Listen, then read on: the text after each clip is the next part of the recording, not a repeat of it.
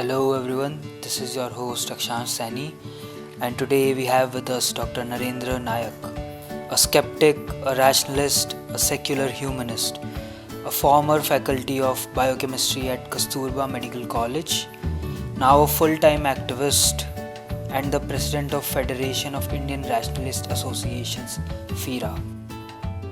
So our first question to Dr. Nayak will be, what exactly is FIRA? Yeah. FIRA is a body which has affiliated organizations. It doesn't take members. We do not take individual members. We take only organizations which are already having their membership. And our representation is for the office bearers of those. Each organization sends two of their representatives. They may be office bearers, they may not. But we have some specifications that the organizations cannot be communal or parochial types. They have to be having certain values. For example, secularism, reasoning, scientific temperament, and so on. Yeah. So, sir, exactly how many organizations are affiliated to FIRA? I think we have on our list, I was just going through yesterday. I think we have about 82 organizations. Of 82 course, some of them organizations are pan. different. Yeah, pan India, but some of them are different. We have no way of checking on each one of them, but we can say around 25 to 30 are quite active in their field. And sir, how is the youth participation in these organizations? What a question. Youth like me, sad to say, the youth participation in these organizations is not as good as what we would have liked it to be. So, We sir, want the youth to come forward, take the initiative. When I joined this movement, I was 26 years old. 26 years. Anyway, we'll come to that later. And today we see the young people hardly coming, of course. In our organization now, some young people have started taking interest. And if you go to my Facebook page, you can see those things. But on the whole, I should say, the participation of youngsters in the movement is not what I expected it to be and what I would expect it to be. so, So, sir, do you think that scientific temper is going down in our country?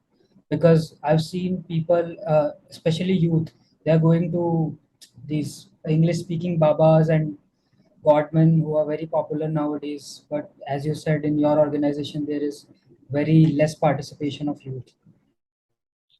youth are probably self centered. The youth probably want easy solutions for their problems. And they want to take the path of least resistance. That's why I think they're not questioning the things. चलो यार होने दो यार एक दिन we'll put up with that. कुछ बकवास हो जाएगा शादी के दिन है हो जाएगा क्या है इसमें afterward you do whatever you like. That's the way they do. But people like us have lived very strict lives saying that ऐसा नहीं होने. We do not want any nonsense in our lives.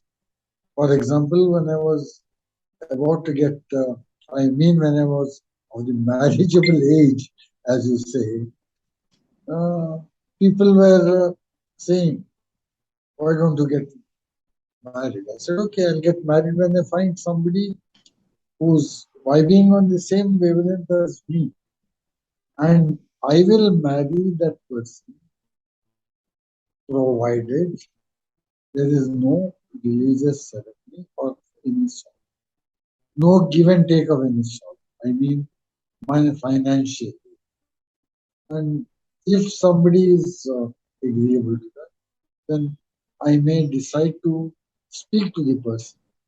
And if you think we can get along together, we can have a sort of discussions, and then I can go ahead with and take the step. So that was the way I was. But all my friends, my colleagues, all they all got married, and they wanted to marry me off to one of their friends or relatives and things like that. And they started telling me, क्या यार ये सब लेके क्या बैठोगे तू? And once I put an advertisement in the newspaper also, saying that a rationalist age this would like to have a marital relationship with a woman, age this. That also had some specification. And no horoscope. No, I didn't put my name, just gave a postbox number. It was in a local newspaper. People told me, your ad has come in the papers. I said, how do you know it's my ad? My name is not there. They said that description can fit only one person, and that is you. I got some replies, but none of them were satisfied. And then my friends started telling me, kya yaar, this year you put rationalist age 28 years. Next year you keep the matter like that. Next year you can make it 29 years. Wait for one more year, 30 years. Like that until you get old.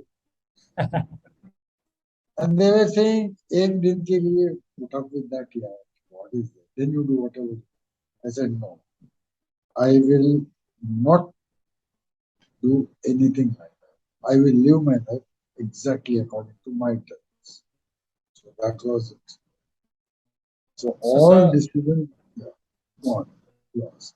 so when you challenge these ceremonies, like the marriage ceremony, uh, many other ceremonies, I think more than religion, they are a part of our culture.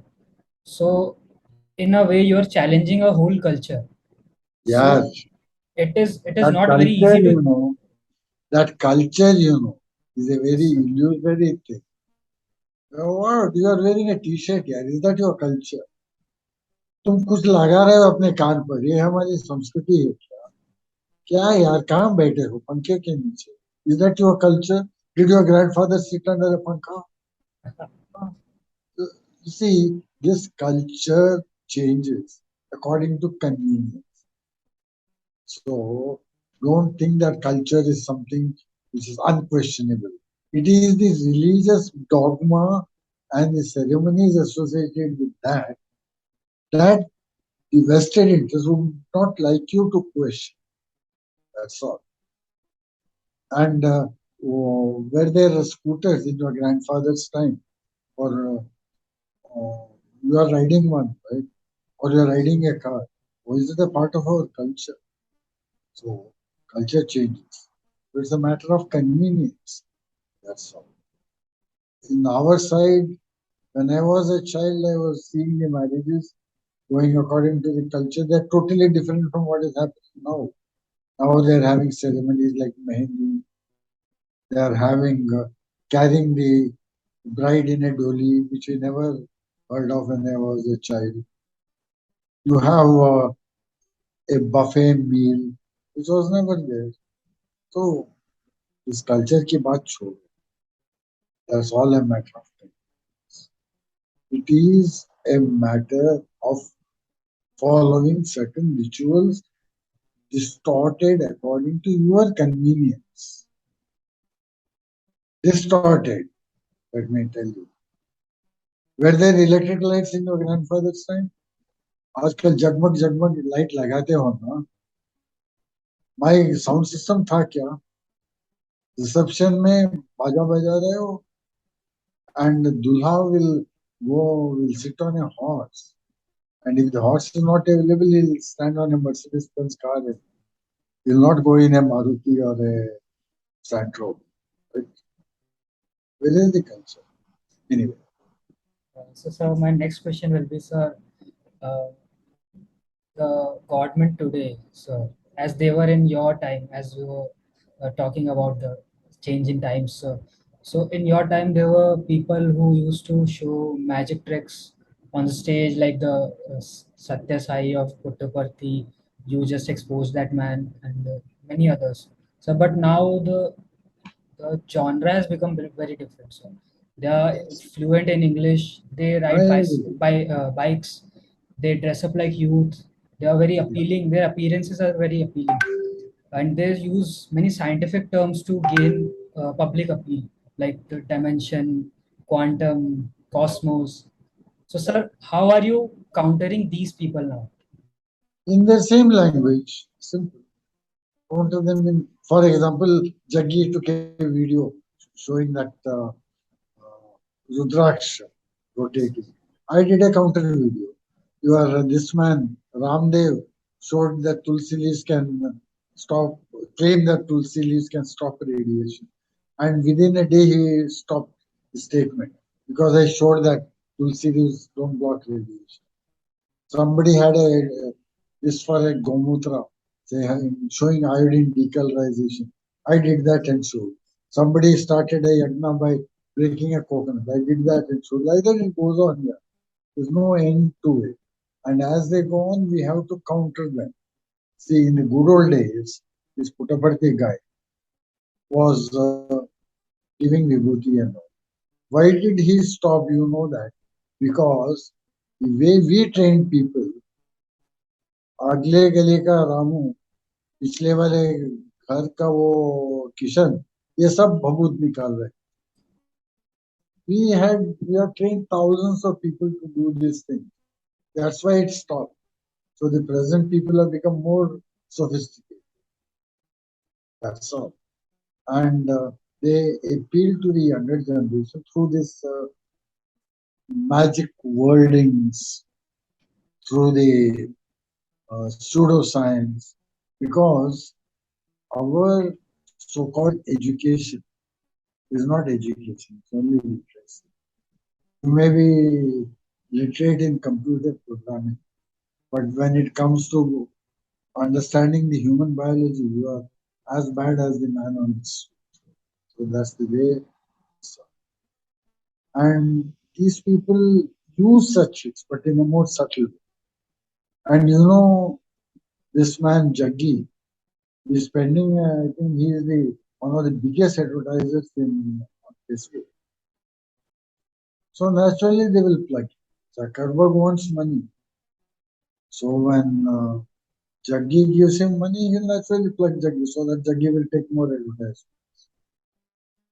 And then they have these fancy things like social service, all those are facades behind which they hide their exploitation. So, sir, but their ways are proving to be more effective than yours, sir. As we can see, the politicians, celebrities, they line up to meet this guy. He has youth following in lakhs and crores. Even the Hollywood stars come to meet him. He has See, many.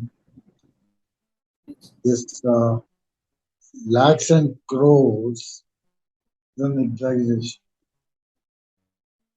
Crores and crores of followers. That's what they like to claim. If you say 20,000 crowd brought there by attraction of something, and then they will multiply that by say 500, say 1 crore. So these people claim that they have got political influence. That's why a person like Ram Rahim was, I should say, coddled by all the political parties. Say, this man Asaram. So these people can do anything and get away with it because the political parties think that they are very powerful vote banks. Fact is that they are not. But they do attract people, and some of the fanatics, they stick to them. A lot of them move away. And those who move away don't open their mouths. They just keep quiet. चलो यार चला गया छोड़ दो इसको जो गुजरी जो हो गई बस. That is the way they will look at. You can see these ex-devotees. Talk to them. Why you were going to Jaggi now? क्या हुआ? झूठा निकला रहे. And sometimes people would not like to admit. For example, somebody like Ramkishan Yadav, who doesn't manufacture anything, He only peddles things made by others. And he is become one of the biggest merchants, selling all sorts of products. People crowd there, go to his so-called yoga shows. It's not just yoga. Along with that, he will sell Ayurveda. He will sell his wisdom. He will sell anything that can be sold. He will sell. He is Lala Ram. We may call him Baba. So, sir, our next topic is related to this only. So, India is a huge market for alternative medicines, faith healing, and shit like that. So, these homeopathy, Unani, and Siddhas and all, how do you, you see them? Let me tell you something.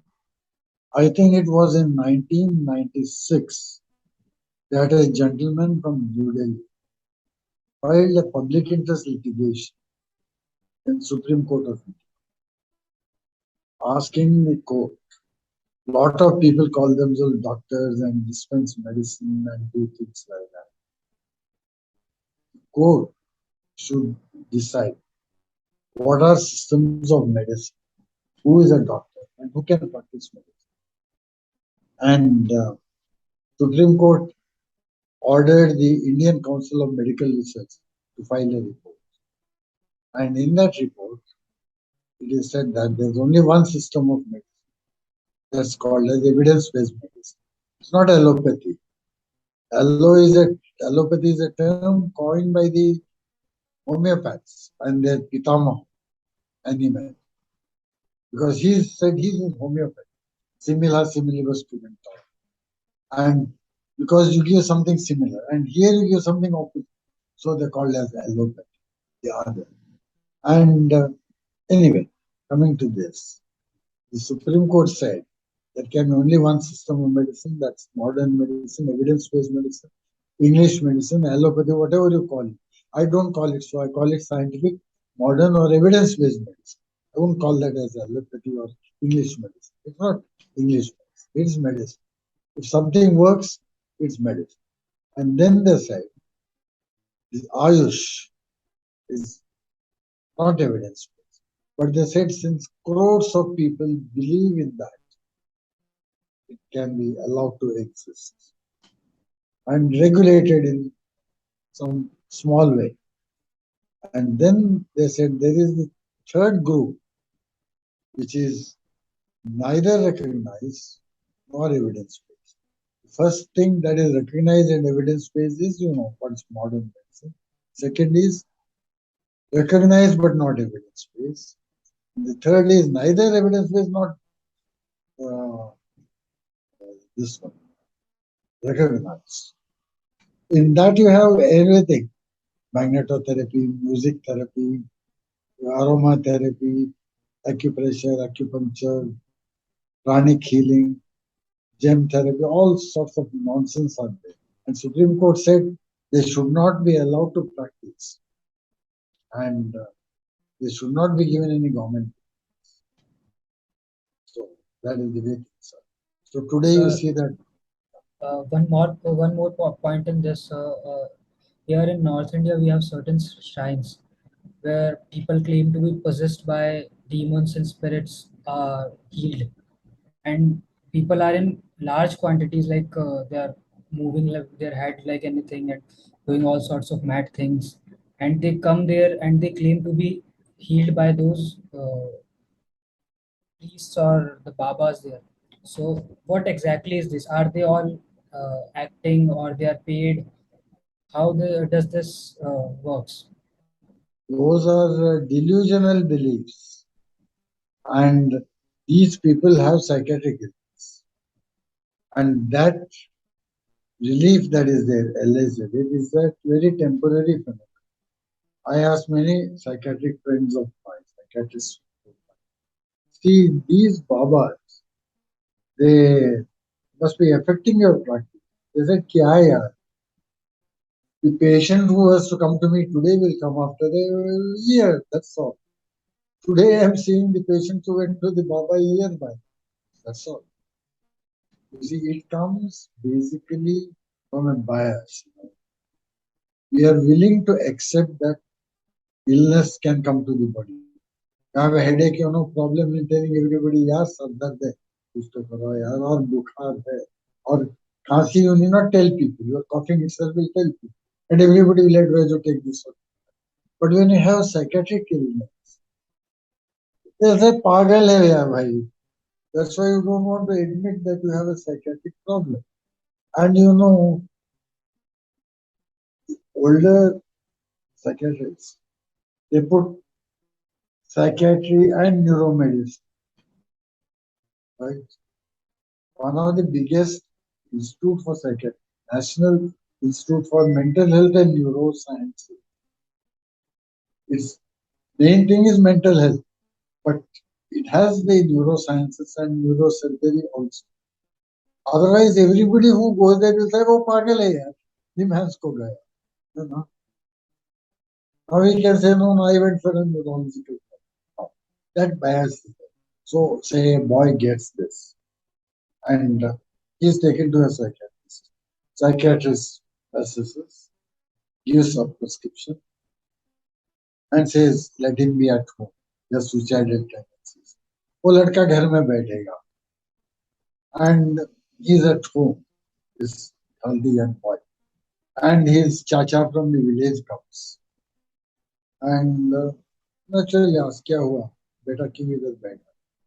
Then since our family है, so they tell him, इसको ऐसे ऐसे बोले कि इसको कुछ problem है और इसको कुछ मन की बीमारी है और इसको ये दे दिया.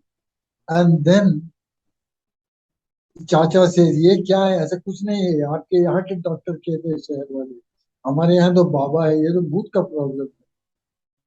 वो निकालेगा 10 मिनट में सब कुछ ठीक हो जाएगा. And then he takes the boy to the village, and then in the village, the first thing that they will do is when a psychiatric manifestation occurs, they will go to Dunya or Ojha or Mantrik or Tantrik, whatever the name may be prevalent in your particular area. Or Padayar, as they say in Madhya Pradesh. So the modern equivalent of that are the Jaggis and the double misters. That's it. So, sir, do you think this conviction or this faith can help humans in any way? Like when you have conviction on something, then you might have less stress than others. Like people in COVID times who believed in God, they were they were in a way they were not that much stressed that others who didn't believe in the God were. I don't think so. Because I know some people who lost 20 kgs, 20 kgs within 2, 3 months without any illness. And they were all great believers and religious people, unlike me. I lost 4 kgs. And how? Because I got COVID. I got COVID in 2020, March itself, one of the pioneers. And I lost 4 kgs. And at no time did I ever think of any God or supernatural power. But of course, I had the fever for maybe, I think, 2 weeks, but not much of respiratory symptoms. But it was not a happy state of affairs. Heavy fever and a little bit of breathing difficulty, but I got through it without any problems. And at no time did it strike to me that I should pray to any supernatural power. So that took away the fear of COVID from me when I got it for the second time. And of course, the antibodies, the acquired immunity also took care of it. The second time I got it, I had fever only for one, one, I think one night and a little bit of the day. That's all. The third time I got it, it was fever for some 3 hours and a little bit of cough for the next 1 week. Slightly irritating cough, but nothing more than that. So the fear of COVID, yes, it has made people. Some people who are already superstitious, it made them probably more scared, neurotic as well as superstitious. Yes, yesterday I was talking to my classmate, and his wife told me, He was watching TV every day sitting at home. In 2 months, he lost 20 kgs. But of course, he got it back. Once he got vaccinated and all, he started eating. Now, probably he's more than what he was before COVID. So my next question will be around one of your write-ups about the Nadi Jyotidam in the South India. Uh, what exactly is the Nadi Jyotidam? How you exposed it? How exactly it works? How is it different from the Parnam statements or the generic statements that we everyday see in the newspapers or magazines? See, magazines and newspapers have to tell you some the whole astrology nonsense in one page or say 3 columns. So how can they tell you that tomorrow morning when you get up at 6 o'clock you'll have your tea? And they can't. So kal ka din acha hoga. Lucky colors, yellow, red, green. For the other fellow it will be blue, white, black, something like that. They just do some random permutation and एक बात करो भाई, you take 3 newspapers and see what is your Rashifal, those 3 newspapers, and what is your lucky number. You will cover all the numbers from 0 to 9 if you take all those papers. Because one may say 1 and 2 is your lucky number, and then will say 3 and 4, and fourth may say 5 and 6. Yeah. So these people, because you don't read the Rashifal in 3 papers, they get away with that nonsense. But let me tell you, this Nadi Jyotism is not like very, very complicated. They will first, you have to go to the place. There they will tell you.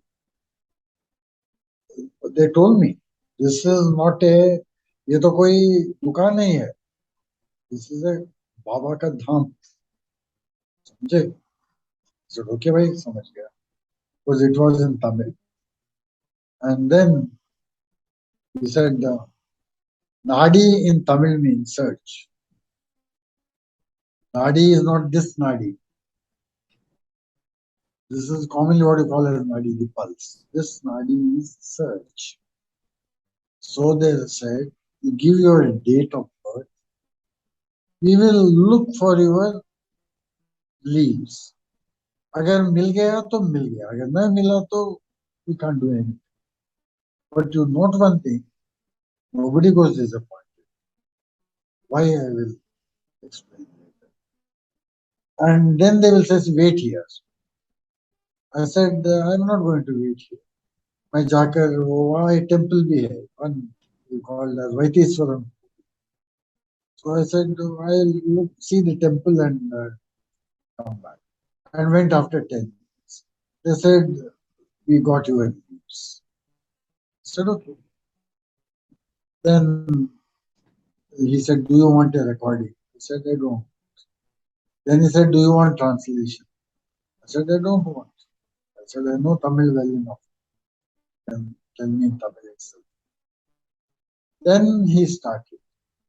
Your Rashi is this. I mean, your zodiac sign. I said, I don't know. He said, your nakshatram is this. I said, I don't know. Then he said, your name starts from A.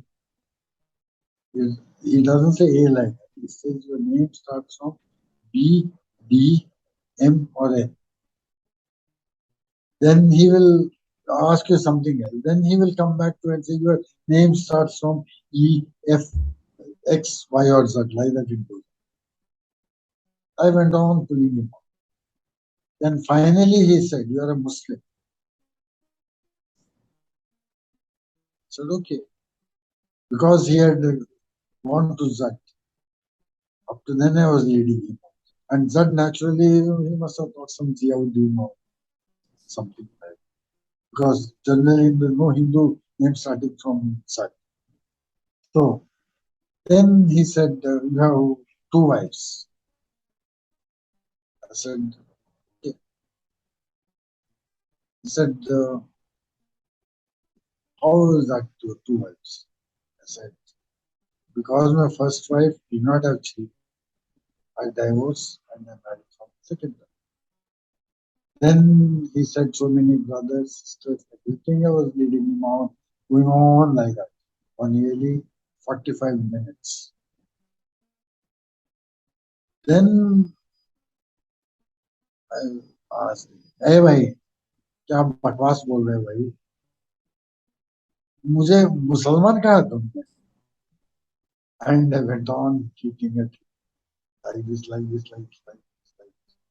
He said, I told you this is only if you have faith. अगर तुम्हें विश्वास है तो ही चलेगा. अच्छा भाई तुम्हें नाड़ी में विश्वास है? Sir yes. अपनी नाड़ी कभी देखी है? तुम्हें क्यों ये सब बातें? आई सेड भाई अगर तुमने अपनी नाड़ी देखी होगी तो इसमें आता होगा कि आज एक आदमी आएगा और पूरा झूठ बोलेगा तेरे. He got angry. He took the leaves, put them under his arm and walked out. Walked out of what? His own shop. अपने दुकान से वो चला. We sat there for some 10 minutes. He didn't come back. Then we also came. But I not paid it because he said you can pay only if things are correct. Next time we went with a producer of an Australian documentary. And that time I had we of course the number of Nadi shops. Each one says Hamara hi asli. So they lead you on. They get the clues. And that is what we call as cold reading. And I'm a very good cold reader. I've done that cold reading so many places. For that you have to have some knowledge of the language and the culture. So, sir, how exactly this cold reading works? Like, if you want to read me right now, what all can you? I mean, I what have to all read can your you? palm. I have to read your palm. I have to do a demonstration. That's all. Just like seeing a picture, you can't say much.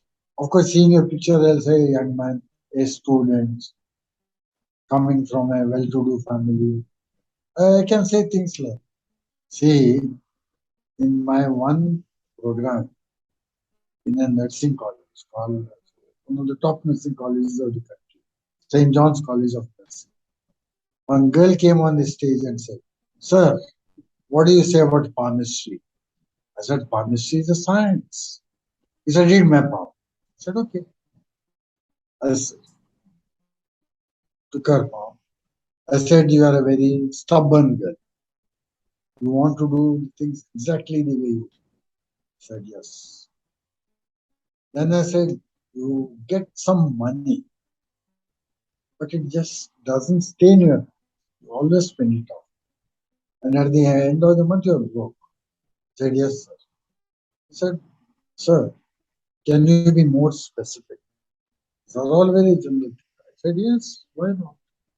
How are your parents in the Gulf? Said, huh? Then I said, anything more specific? She said, yes. I said, I know the marks you got in standard 12. Around 75, right? She said 74.5. I said, sir, can you be more specific? I said, I can be, but it's a bit delicate matter. If I say that in front of everybody, you may feel get embarrassed. So no, sir, no. I said, at the age of 16, you fell in love with a boy. That boy is your cousin. Your parents were very angry with you, right? And told you never to meet him again. She was about to collapse. She said, yes, sir. It's a science. I said, yes, it is. How did I read her? She is a nursing student. And how did I say her parents are from the Gulf? Around the neck, she had a chain, which is brought outside only from the Gulf. Very crudely made. Just to bring the gold, they bring the chain. And then there was a cross. And she is a Malayali. So her background, and then at the age of 16, every girl will fall in love with her. It may be a film actor, it may be your classmate, it may be your brother, it may be. These girls are not allowed to mix with boys except the relatives. So I came and such relationships are not encouraged also. They're discouraged. They're coming. So everything hit the nail right on the. Watching that, another girl came up on the stage and said, "Sir, tell me about myself." I said, "Single child, spoiled by your parents. What more do you want me to tell about you?" She was about to collapse. Actually, one of the, I should say, saddest things happened in a university called as Periyar Maniammai University. One lady, I said, they're all students. I said, bring some outside. They brought one woman. I said, your life has been a tragedy. And I have a system called as astroneuropalmistry that I devised later. When I read the palm of this girl in St. John's, I had no. This system of astroneuropalmistry, I devised it later. I asked people to calculate their lucky numbers and then tell them that events happen in their life in this age, and all that. I told this woman she got married at the age of 19, was correct. Her husband died at the age of 22. She had a, I could make out that she is a widow. And then I said, her boy is going away from her. She said, yes, that she is staying with her in-laws and they're taking away the boy from her. They're driving him against her. And then I took her jewelry, put it into a bag, disappeared it, took some chocolates from that and gave it to her. Keep this in the fridge and give one to your boy every month and he'll come back to you. And she went away leaving her jewelry in my bag. Of course, it's a two was single-handed what we call as changeover bag, to which you can put something and make it disappear. And then when I was returning a jewelry, she think what she said, see these things, guys. People are ready to live in one place in Bihar. I think it was Begusarai. It was a workshop, and I said there was a man making shamiana outside. I said bring him, and I told him correctly about himself. And then I said, अब एक पूजा करनी है इसके लिए 10,000 रुपये चाहिए. Put his hands into his pocket and took out the money and gave it on this. Said पूजा करवा दीजिए. I returned the thing to him and I said ये पूरा बकवास है भाई, बकवास नहीं है. अब बाबा लोग ऐसे हैं, अपने लिए कुछ नहीं चाहते हैं, दूसरों के लिए भी कुछ नहीं करना चाहते. Then he went to the person, Roshan, who was helping me later when I had gone that side, and he said, बड़े गुरुजी को कुछ बोलिए आप, आपको भी कुछ देंगे हम. वो खुद के लिए कुछ नहीं चाहते, दूसरों के लिए भी कुछ नहीं करते. So this is the way people. I did that in Nepal. I did that in Sri Lanka. Probably in the West will not be able to do. So their way of thinking is different. But So, our sir, way of thinking, I know very well. Yeah. sir, you have been demonstrating these things on streets for quite a long time now. Sir, do you think being a rationalist in India is dangerous in any sense? Yes, you can ask the policeman who's sitting down You having guarding a me. police protection? Yeah, 24 hours since 2016.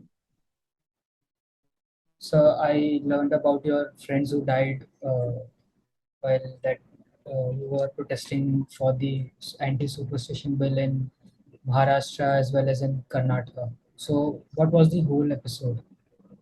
See, Narendra Nayak was under threat. Long back. I think it was in 2011 that they celebrated the 20th day of founding of Maharashtra Anusandhan Nirmalan Samiti. I landed in Pune because I was one of the guests. And this man, Narendra Nayak, comes to the bus station. He says, come, let's.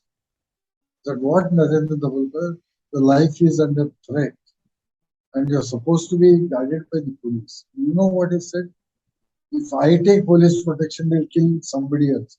Better they kill me.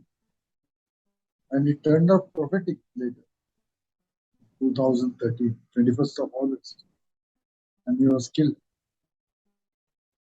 So the man committed suicide, I should say, because he never took protection. And he was such a dedicated, so open, dedicated his whole life. What a man. And So so soft. journalist Gauri Lankesh too died in the activism. Gauri Lankesh is a good friend of mine. And in, I think it was when 10th of March 2017, when an attempt was made on me, and I escaped because I was quick. At that time, I did not have 24 hours police protection. I had police protection only during the daytime. The policeman would come at 9 a.m. and then he would see me back home until at 7:30 and say, "Sir, don't come out." But what I would do is the swimming pool is only some 400 meters away from my house. Early morning, go and pop to the swimming pool and come back. And when one day, when I was going like that, they tried to get me. And luckily that day, I had not taken my tool. I just started it. And then I put it off and I took my car. And I think these people got flabbergasted when they saw me coming back. They were expecting me to come back to because they heard me starting the tool. And then he said there's no air in the tire. Luckily I didn't stop. I went straight to the petrol pump and checked. There was the boy there said, "Go, sir, no need to check. The pressure is perfect." And then the police commissioner told me, "You are not to be trusted." And forward 24 hours. Even when giving security, he had called me and said, putting a gunman for you, don't refuse. Coming back to this, when they try to get me, Gauri Lankesh calls me and tells me, yeah, it's better coming in Hindi than in English. Yeah, क्यों ऐसी बात कर रहे ऐसे कर रहे? I told her, what about you, Gauri? She said, adalla agolappa. ये सब नहीं चलेगा sort of thing. I didn't understand what she said. But 5th of September 2017, I am in Bagpat, Uttar Pradesh, and I get a call that Gauri Lankesh. Okay. And the investigation went on. One of the biggest investigations in country. Thousands of police were. The special task force was made. And then they came across a list of 20 people who were to be killed. A list of 20. And my name was not on that. So I was happy. So, मेरा नाम नहीं है भाई. But it turned out that it was a waiting list. मेरा नाम तो confirmed list में था. There were 4 people on the confirmed list. One was Girish Karnal, other was K.S. Bhagwan, third was I, and fourth was a Swami of a mutt. So we were on the confirmed list, and they had even assigned who is to kill him. I was supposed to be killed by the same person who killed Gauri. This is the sad state of affairs. So, sir, what is this anti-superstition bill for which you are protesting? It is not anti-superstition. It is anti-black magic and inhuman practices. See, superstition cannot be legislated away. क्या कानून करोगे भाई? Superstition is a matter of your constitutional right. I want to believe in that. Yes, you have every right to believe in that. For that, I say I have a right to question that. That's That's also my contribution, freedom of expression. But you cannot legislate that away. You can only educate people to give up superstitions.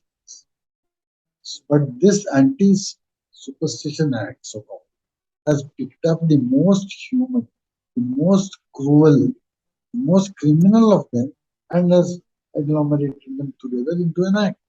That's all. And most of the offences under that are already covered under the criminal laws.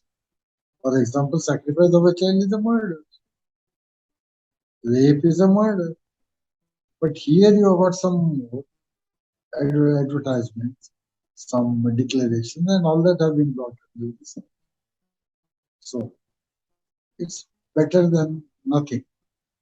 Superstitions can be removed only through proper education or through any legislation. You cannot remove your constitutional right of freedom of belief. So this act was brought in Karnataka in 2000, after Gauri Lankesh was killed in 2017. So my next question will be, so you have a constant threat on your life. So your many friends have also died. And as you said, you are too good at cold reading and you are a very influential person. So why did you choose to be a rationalist, knowing the fact that you won't go to any heaven or place like that for doing good to the society, yet you I chose did to not threaten your own choose life? to be a rationalist.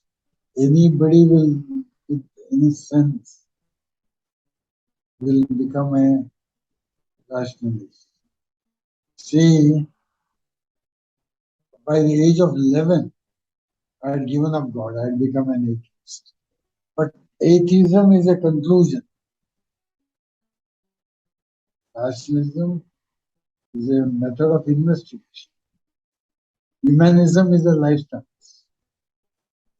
So I became an atheist by the age of 11. By the age of, say, 20, 25, I had become a rationalist. At the age of 35 or 40, when I discovered humanism, oh, I said, oh, I'm a humanist, which I did not. So that made me a humanist. Previous to that, we had heard of radical humanism, which is proposed by M.N. Roy. Narendra Nayak, you can Google him and check. He is one of the latest thinkers of this country. And he was the secretary of the World Communist Party. So one has to be a rationalist. Atheism, as I said, is a country. So, sir, Humanism is way of the.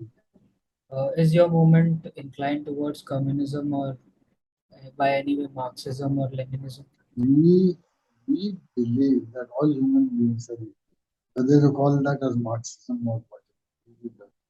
But I do not believe that any ideology can be dogmatically accepted. I'm not willing to put any dogma before my thinking. I say my thinking is always open. So Marxism is a dogma. Cannot go by a dogma. Maybe Marx had good intentions. Maybe that was the best available way of action at his time. I would prefer a condition in which all human beings are equal, treated equally, have equal access to resources, and all people are treated equally. That's what is humanism. So, in a way, you are supporting feminism, the LGBTQ community, all of that, which Naturally, we still believe as a uh, as the most as the worst thing uh, to be as a human being. will you The, please speak up a bit? sir, I'm saying that, are you also supporting the LGBTQ community in this sense?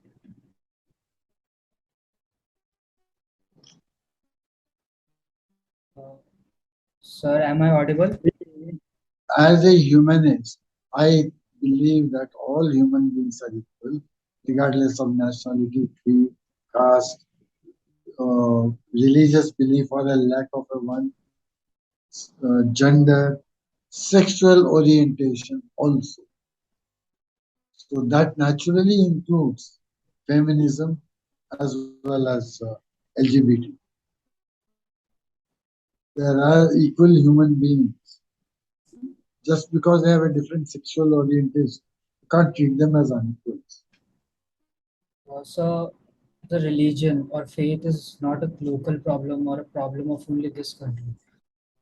Almost every country and every place in the world has some sort of faith in superstitions and some supernatural, paranormal, and uh, as the evolution of human being, these things also evolved in our minds.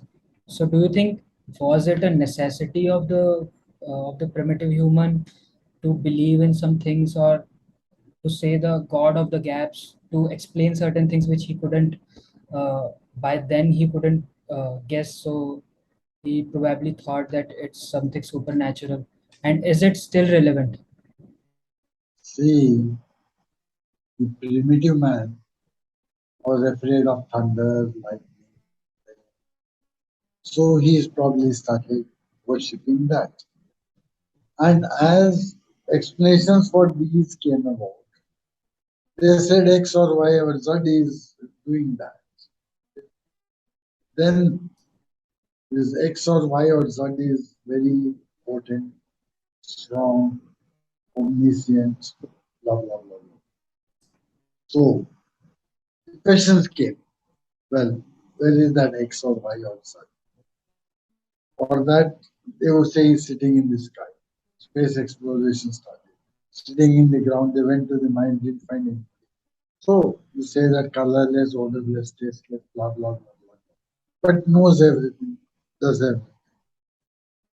That is the Abrahamic concept of the God, the patriarchal God sitting in heaven and looking down upon. In the more primitive cultures, the God was somewhere in the neighborhood. For example, fathers sitting in the Himalayas, right? And the concept of heaven also came in. What you do not get in life, you get in the afterlife. The heaven of the Arabs has got flowing water, music, and the Hori is going around. The virgins. Yes. The Tibetan heaven is always where the sun shines and the warm winds blow. Our heaven is with Ramba Urvashi dancing and having drinking somaras, which Somaras. is a form of liquor which does not give you hangover. So it is all your frustrations in life will be fulfilled when you go to heaven. And the concept of afterlife is to prevent you from asking for a better life in this particular life. Don't worry, you are suffering. In your next janma, you will enjoy everything. And the man who is exploiting you will be working with you under you. So these are simplistic explanations, but that's what you see. You check the Abrahamic gods and you check 33 million gods that the gods of the primitive tribes. They'll all worshipping a tree or a rock or an animal or something like that. And So, sir, probably the uh, do you think that this way of controlling minds, like to make someone think that there will be a better life after your death, maybe next janma you will be born in some rich family or this, was it a way to control the so-called Dalits and the backward classes in India and to rule them easily? definitely the concept of afterlife is to keep the exploited in check. The exploiters are always in a minority. He says, why am I enjoying today? It's because of all the good deeds that I did in my past life. You do that in your life, and in your next life, you'll be like me. In this life, you cannot do, but only in your next life. Sir, I happen to have read a bit of Vedanta, and I actually belong to a very religious family. My background is very religious, and I read some basic Indian philosophies like the Vedanta, yoga, and all. Sir, there is one philosophy which comes in the ancient India that was called Charvaka, the Indian hedonists. They believe that in this life, be merry, eat, drink, and be merry, and there will be no afterlife. And they actually challenged the Yeah, authority of Vedas. So, do you yeah, think that was quite similar to the modern day rationalism? yes. Why Gautam Buddha, Mahavir, they all challenge the supremacy of the Vedas. So the rebellion was basically against the exploitation by those who had kept the Vedas in their grip. The vast majority of the exploited were kept down through these things. And that's where the Brahminical things came about, the caste system. I think around 1900 years back, they say the caste system came into existence, not after the British. So, so now we have some clips to show you, and we'll ask for your reaction on that. There are some very influential people on social media nowadays who claim many things, which we call pseudoscience, and they call it the real science. So, how do you take these people? Suppose you had a little bit of anemia. If you went to your doctor, what does he prescribe for you? So it seems to be like it's an important ingredient of your blood, yes? So if iron is floating around in your blood, and if I put a very powerful magnet to the top of your head, it is possible that slowly blood may start moving in that direction, isn't it? Let's say if it's a very, very powerful magnet, it may start slowly pulling it up because there is elements of iron in the blood. Your body is designed like this, that your heart, which is the pumping station of the circulatory system, is three-fourths of the way up, not halfway down, because it is difficult to pump against gravity, easier to pump towards gravity, so it's placed here. Generally, all the pipes that are flowing down are larger ones, what is going up are much finer ones. As it goes up here, they're almost hair-like. So minute that the circulatory system in your brain is such that if one extra drop enters there, hemorrhages will happen. People have strokes. So now you were like this, now you went like this. Already there is a little bit of imbalance in the system because heart was pumping, calculating the gravitational resistance. Now suddenly there is no gravitational resistance, you became like this, and now you put your head towards the north. Slowly, it gets pulled towards your brain. So one thing that could happen to you is you could have disturbed sleep. If you put your head to the north and sleep, you could have disturbed sleep, all kinds of dreams happening. If you are in your old age, it is possible that you can have a stroke or you could just die in your sleep. It's very much possible. Not that if you sleep one day you will fall dead. Every day, every day, every day, if your bed is arranged that way, that every day you're sleeping, put your head to the north, you are asking for trouble.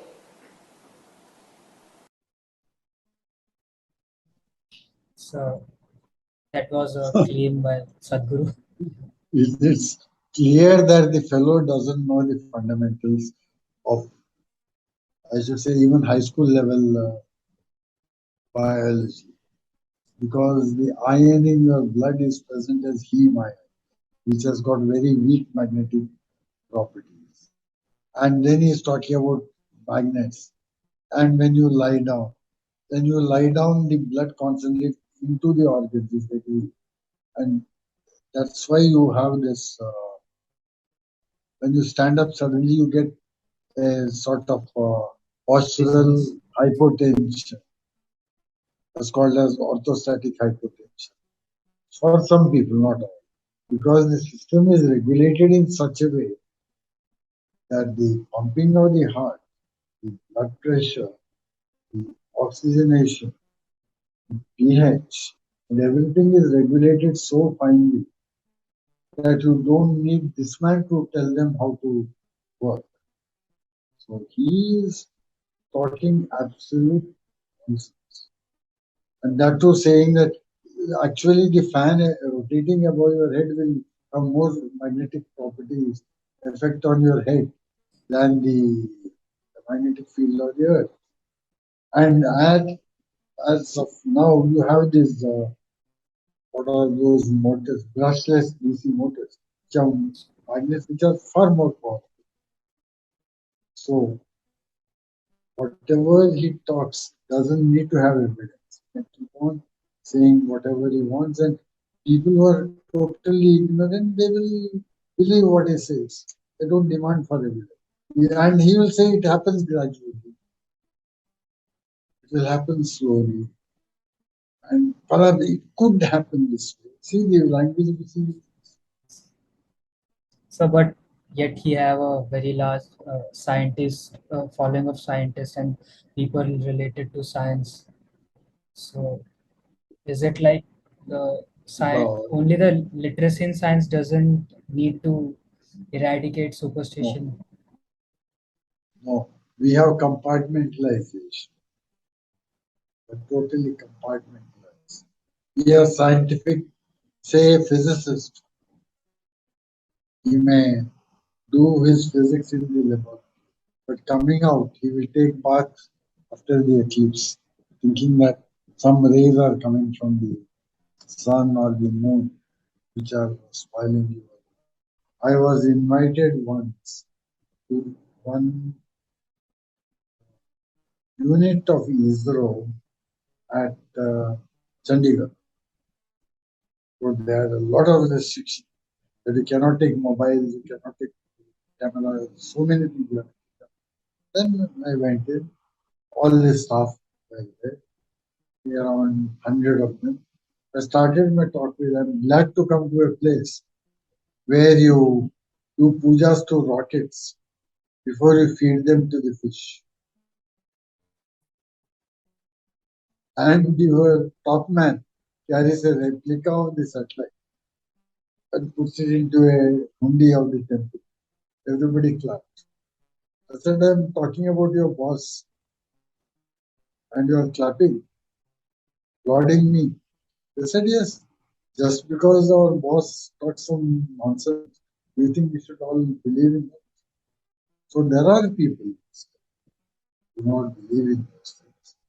They said if everything would be done by those pujas and everything, what was the need for us? So in every organization, there are people who question. There are people who put up nartaks also, just for the sake of their boss, something like that. When Murli Manohar Joshi, I think, became the HRD minister, every university wanted to start a course on astrology because they wanted to make this man. Was he? I think, yes, he was the HRD minister. Because suddenly I remember every university wanted a course in astrology. So we have a couple of more clips. I'll just show you them. Usage of metals is very much prevalent in Siddha. I know the Western medicine will immediately brand it as nonsense, but in Siddha, all the things that you consider as poisonous are used as a part of their medicine. 9 deadly poisons, you've heard of Navapashana. All the 9 deadly poisons are used as medicine. Lead is very frequently used, mercury is regularly used. Rasa Vaidya is very much part of Siddha Vaidya. And for those of you who are calling for God's help, when I mention the word mercury, mercury is not poisonous. It is just with mercury oxides, people have poisoned water. It is irresponsible usage in the industry which has done this. There is mercury in the soil, okay? We did not import mercury from Mars, it's always been in this planet. It is not poison. It is mercury oxides which are irresponsibly used in industry and let out into the rivers and lakes, which poisoned the waters on this planet. Now they think mercury is poison. No, mercury is not poison, but if you drink it, it'll kill you. Not because you can absorb it as poison. It is because of its sheer weight. If you put it into the stomach, it will not go through the pipe, it will just drip through the stomach because of its sheer weight. Because its specific gravity is almost 14 times that of water. Because of that, because of sheer weight, if you place it in your hand, it just goes into your hand through the pores. Similarly, if you put it into the stomach, it'll go through the stomach, it'll not go through the intestine. Because of that, it may kill you, because it bores holes. Not because it's acidic, simply because of sheer weight. But consumption of mercury is very much a part of the yogic system and very much a part of the Siddha Vaidya. I am still alive only because of mercury, not otherwise. So, Siddha is a very completely different kind of medicine system than anything that you will find on the planet, but it needs a Siddha to give Siddha medicine. If you are not established, if you can't hold the mercury, you don't give mercury to somebody else. Yogic system has always used mercury. Mercury and yogis are always together. You cannot… Even you will see, traveling yogis will carry a little bit of mercury with them always. If not in liquid form, in solid form, solidified mercury, people do practices, keeping it in their mouth and doing things and whatever. There are various aspects to it. Nobody try that here, okay? We don't want you dead.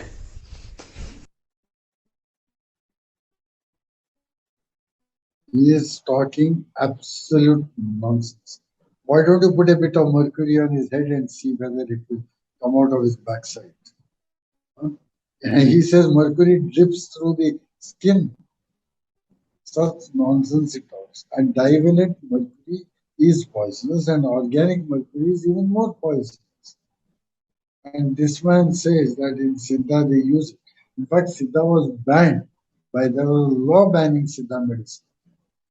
I think that in Travancore, Siddha Medicine Banning Act or something was there because they use all these poisonous metals. Lead is poison. I've personally done work on lead poison. I know very well how they use the lead and this lead, how it damages your whole system because it interferes with heme synthesis and which in turn brings down the myoglobin as well as hemoglobin and cytochromes, so many systems which need heat. So what he is talking is total nonsense. And sir, he mentions that they can solidify mercury at room temperature. Is it possible? Pardon? Sir, he's claiming that he can solidify mercury at room temperature. So is it possible to solidify it at room temperature? Solidification of mercury is an age-old process which was being used by alchemists also. When you combine mercury with other metals, it forms an amalgam which solidifies. Many of us had mercury in our teeth. The dentists used to use these mercury amalgams of cadmium and silver to fill teeth. So what's the big deal in this so-called solidifying mercury? No, sir, he's claiming that the mercury that they have solidified is 99 point something percent pure, and the modern science thinks that pure mercury cannot be solidified, but they have the technology to do it. That's what he claims. He can make claims now. Let it be analyzed and the mercury content be checked.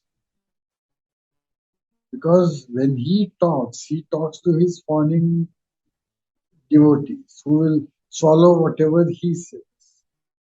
That's all.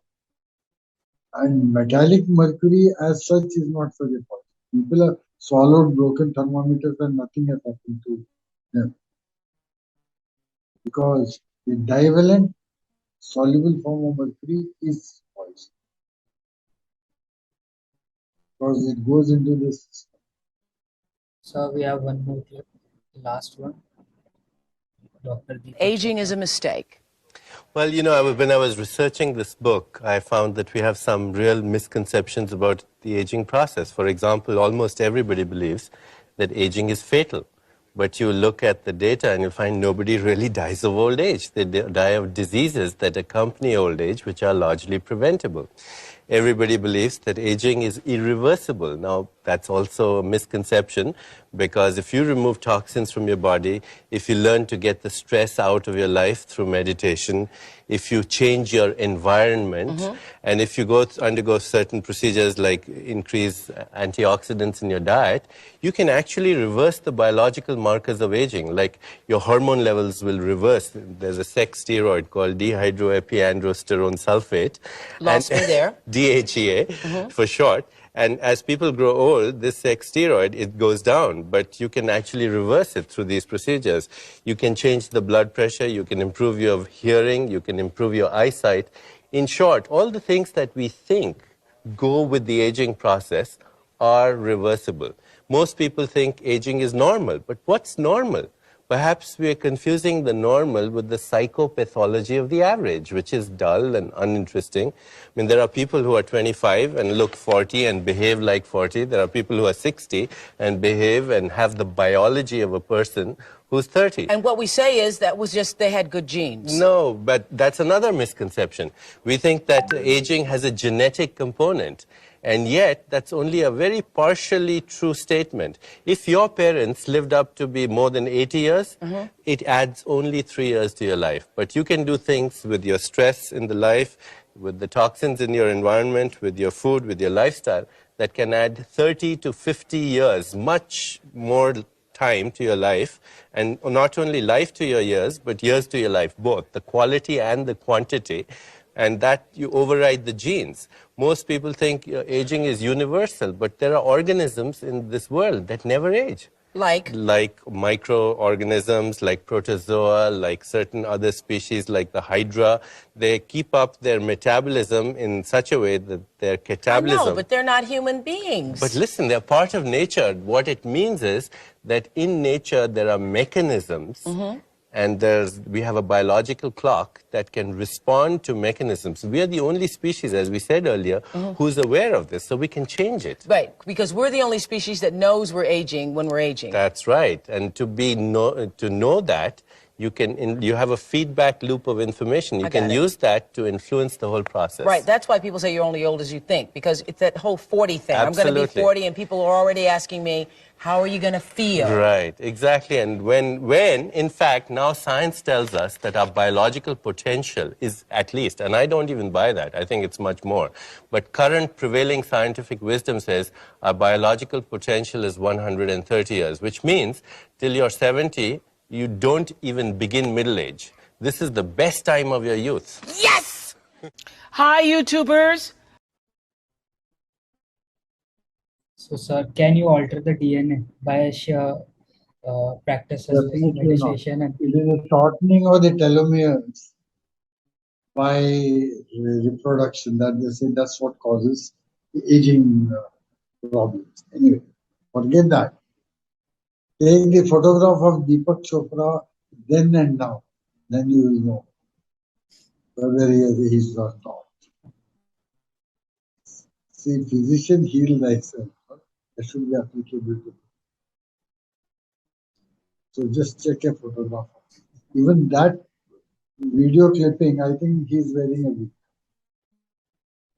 so, but yet their clips get much more views than, let's say, some physicists or real biologists, or let's say people like Richard Dawkins, the evolutionary biologist, you, Christopher Hitchens, and many more rationalists. So, where are the rationalists lacking in gathering following? They have the evidence, they have the proper evidence they can convince people, yet people are not willing to be convinced. Why do you think it is happening? Because it's easy to believe in nice lies than go by the bitter truth. Abraham Coe gave an answer.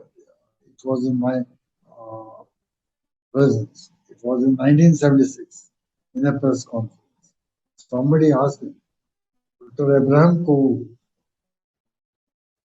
you see, only a few people will come to you, but a lot of people go to the so-called government, hundreds and thousands of them. And you know what Coe said? He said if there's a beautiful flower there, a few honeybees and a few butterflies will come. But if there's a rotten, stinking carcass there, thousands of flies and blue bottles will be buzzing. So this is what happens. So ours is the light of reason, the truth, which may be bitter, but it is the truth. And that is unpleasant for people who want to live by nice illusions, promises of a wonderful afterlife, a beautiful life. If you go by some things which they say, use. And sometimes they is enforced through drugging, it is enforced through ritualistic shouting, hyperventilation, rhythmic repetition of same words, say singing bhajans and dancing, whirling dervishes, the evangelical meetings. All these are mass hysteria, which give a sort of pleasant feeling at that particular time. So people would rather go for them than for the cold light of these. That's what I. So now we can head to the last segment of our discussion. So, sir, there are certain allegations and certain questions that people put on science, like some questions which are not yet answered by science. So, I'm gonna ask you a few of them. So, the major question which comes is how something from nothing. The evolution by the Darwin, it can tell us how a single cell evolved into a human being or mammals or birds or thing, but how something from nothing. See, for that you go back to the Big Bang theory when they say matter and antimatter separated. And we can always say we don't know. There are a lot of things to find. Instead of giving some nonsensical explanation like, say, God came and created everything, you can say that we don't know. As simple as that. And evolution is a process which took millions of years. It didn't happen overnight. So you can't say if man came from monkeys, why monkeys are still around when man is there. What we say is man did not come from any monkeys. We shared a common ancestor. And first of all, how did living things come from non-living? For that too, we have got the biochemical evolution. How the lightning and rains and all that cause the formation of these molecules and how these molecules aggregated. It's not a process which happened overnight. And science may say that give explanations for what we know. For what we don't know, we are not ashamed to say we don't know. But religions say have a definite dogmatic explanation for every single thing. And that explanation is given by the individual who founded the religion or the groups of individuals who founded the religion. That's the difference between science and religion. Science is never afraid to say we are wrong. When new evidence comes, the older things are discarded. There is no dogma. So one more question, sir, about the human consciousness, sir, because it is the favorite topic of the godmen and the faith healers, and so the science is not yet able to fully explain what consciousness is, how we are conscious, and how we are different from the non-living things at the conscious level. So, what is your take on this? Yeah, agreed. Perhaps we'll be able to give a better explanation. Now we say because of the electrical activity happens, there is consciousness. Once the electrical activity goes off, there is no consciousness. And there are various waves, wave formations change, and all that. That is neuroscience. Now, the exact nature of consciousness may be derived when you have better instruments to explore it. Right now, I can say that we do not have good enough instruments to explore it, but we have gone a long way nearer to the understanding of consciousness than what we were, say, 20 years back or say 100 years back. So And now we the last, can yes, sir. Please go on. and we can say when it stops, right? When the blood circulation stops, the consciousness goes, right? So that's the beginning, right? So now the questions which science does not answer at all means they do not regard these as questions. But I'll ask you because they are the most favorite questions of the people of faith. So where have I come from? Who am I? And where am I? Where am I going? You are a collection of chemicals, and you are a collection of experiences, and you are a collection of your own ideas. Where you have come from, you know very well. You have come from the uterus of your mother, and she from the uterus of her mother.